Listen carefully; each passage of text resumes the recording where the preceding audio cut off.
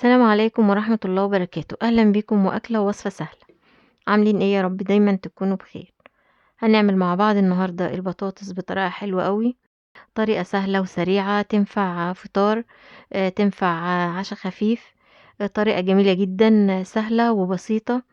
هنعملها بالخضار زي ما انتوا شايفين كده. يلا بينا نسمي الله ونبدأ على طول ونشوف هنعملها ازاي.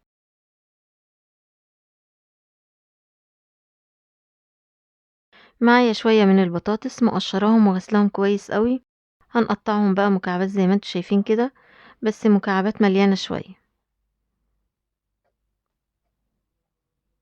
ما تبقاش صغيرة قوي علشان ما تتهريش مننا واحنا بنسويها.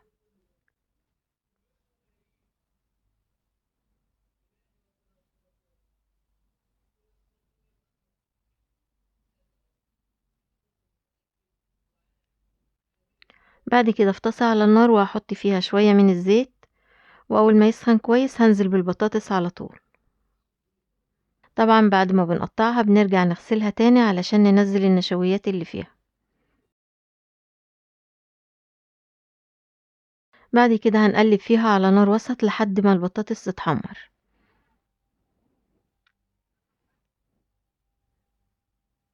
هنقلب فيها زي ما انتوا شايفين لحد ما تاخد لون اصفر زي ما انتوا شايفين كده. بعد كده هنضيف عليها البصل على طول. معايا بصلة كبيرة مقطعاها مكعبات صغيرة، هحطها عليها.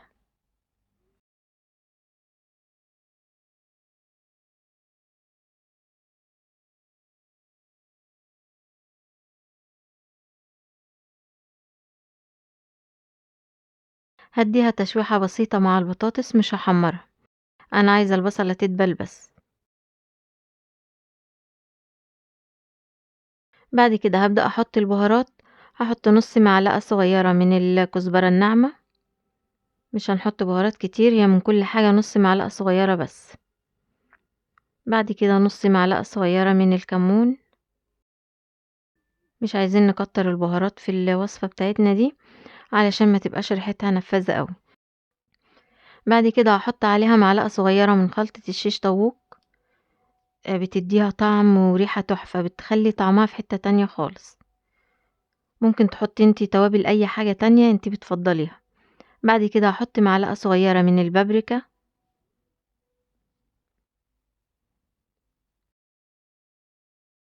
معلقة صغيرة من التوم البودر.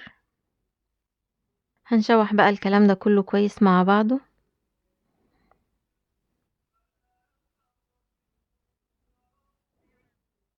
قلبهم كويس قوي علشان البهارات تتوزع كويس قوي في البطاطس. هنشوح فيهم مع بعض كده حوالي دقيقة او دقيقتين، بس يكون على نار هادية خالص. لو ما عندكيش خلطة الشيش طاووق ممكن تستبدليها بأي خلطة تاني، بخلطة برجر، بخلطة مشويات. الحاجات دي بتدي طعم حلو قوي على فكرة للوصفة، بتفرق بجد في ريحة الأكلة، بتخلي ريحتها حلوة قوي. وطبعا التتبيلة دي اختياري، لو حابة تحطيها، لو مش حابة ممكن تشيليها عادي خالص. خلاص كده انا شوحتهم مع بعض. بعد كده هبدأ اضيف حباية من الفلفل مقطعة برضو مكعبات صغيرة. ما نبقاش برضو مقطعين الخضار مكعبات صغيرة قوي، نقطعها مكعبات وسط، تبقى قريبة كده من خرط البطاطس. بعد كده حطيت شوية من مكعبات الفلفل الأحمر، وهحط حوالي معلقة كبيرة من الفلفل الشطة. هقلبهم مع بعض لحد ما الفلفل يدبل بس حاجة بسيطة.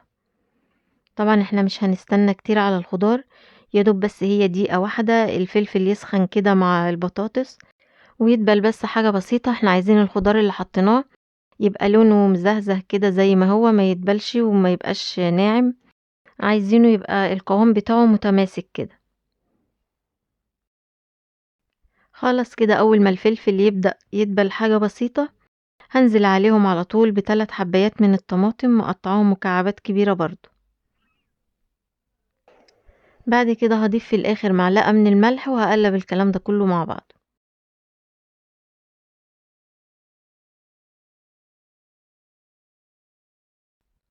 هسيبهم على النار حوالي دقيقتين 3 وانا بقلب فيهم كده لحد ما الطماطم تبقى طرية، ويبقى فيها حاجة بسيطة بس من الصوص الخفيف، مع البصل والبطاطس والفلفل.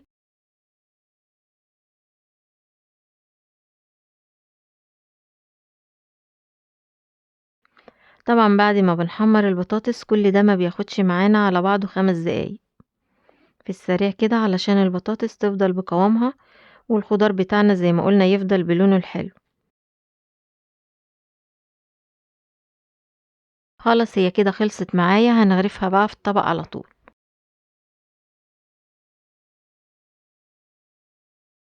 دي لازم تتاكل سخنة كده على طول، ما نستناش عليها لما تبرد.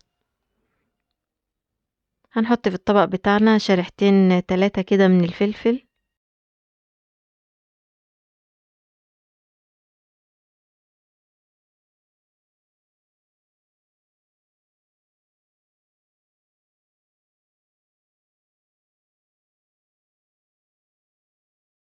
وبكده اكون خلصت معاكم اسهل وابسط طريقة للبطاطس المحمرة.